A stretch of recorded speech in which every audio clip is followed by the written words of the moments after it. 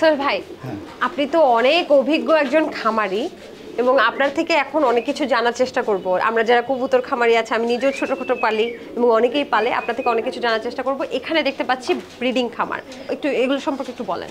এগুলা বেসিক্যালি দেখা যাচ্ছে যে যেই কবুতরগুলা আমার গেম টেমে আসে এদেরই প্যারেন্টসগুলো এখানে, যেমন ধরেন এই যে আমি আপনার হাতে একটা কবুতর দিয়েছিলাম মনে হয়, তো এটা মেয়ে, তো এর বোনগুলো আমার 65 কিলো বাজিতে 3 দিন 2টা মা দিতে আসা। মাশাআল্লাহ মাশাআল্লাহ। এই কি জোড়া দিবেন এখন মাত্র? হ্যাঁ, জোড়া দেওয়া আছে, বাচ্চাও বিক্রি হয়ে যায়, থাকে না। আচ্ছা, কত টাকা দিয়ে সেল করেন এগুলো? বাচ্চা আমি যেগুলা ধরা যাচ্ছে যে কেউ যদি 10টার উপরে নেয় 3000 টাকা পিস বিক্রি করি। আচ্ছা আচ্ছা, আর 10টার নিচে হ্যাঁ 3000 টাকা পিস, মানে 6000 টাকা জোড়া। আর বেসিক্যালি যে আর যদি 2-4টা নেয় তাহলে দেখা যাচ্ছে যে 8000-10000 টাকা জোড়া। আচ্ছা, আমি একটু দেখাই একটা বিষয়। এখানে নরমাদি দুটোই আছে এবং ভাই আমরা তো জানি গিরিবাজ কবুতর অনেক দামের আছে, আপনারগুলো একটু দামি দেখা যাচ্ছে যে 3000 টাকা। না, এটা হলো বেসিক্যালি কবুতর নির্ভর করে আপনি ইসের উপরে যে আপনি কয়টা গেম খেলছেন, বাজি খেলছেন, কিংবা আপনার কবুতরগুলো মানুষ নিয়ে কিভাবে কতটুকু রেজাল্ট পাচ্ছে, এটার উপরে মানে এটা একটা লং টাইমের একটা হয়। আচ্ছা আচ্ছা, হ্যাঁ, ধরেন আপনাকে তো আগে মানুষকে বিশ্বস্ত করতে হবে। যে কোনো একটা ব্র্যান্ড যখন আপনি মার্কেট করে যখন ওটা পপুলার হয়ে যায় তখন তো আর পিছে দৌড়াইতে হয় না।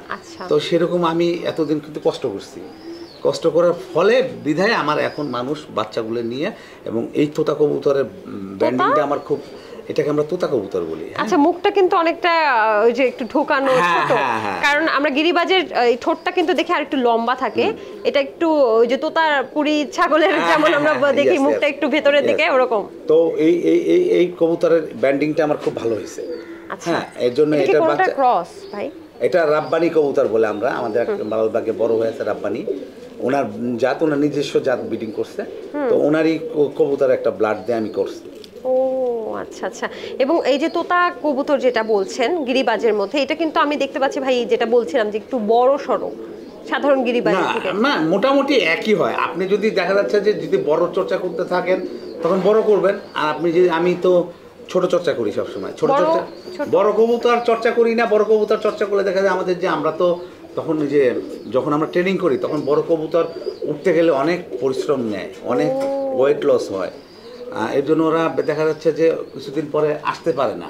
হ্যাঁ, আর ছোট কবুতর এই যে এই সাইজের কবুতর হলে ওরা আকাশে খুব হাইট নিয়ে নেয়, আর ওদের আসতে খুব সুবিধা হয়। তাহলে চর্বি যেন কবুতরের গায়ে না জমে সেটা, এই জন্য কি গম বা ভুট্টা খাওয়ানো কমাই দিতে হবে? আমি কি বাচ্চাগুলো ধরতে পারি? হ্যাঁ, শিওর শিওর শিওর। আচ্ছা দেখেন দর্শক, আমি যখন মানে মায়ের ভালোবাসা সব পশু পাখির মধ্যেই থাকে, এই যে আমি যখন বাচ্চা ধরতে যাচ্ছি দেখছেন, মাটা কিন্তু কোনোভাবেই ধরতে দেবে না, এটা সম্ভবত মা আর এটা বাবা, তাই না? বাবা, হ্যাঁ। আচ্ছা মাশাআল্লাহ, তারপরেও আমি তাকে উপেক্ষা করে বাচ্চাগুলোকে আপনাদেরকে দেখাচ্ছি, একটু পরে আবার দিয়ে দিব।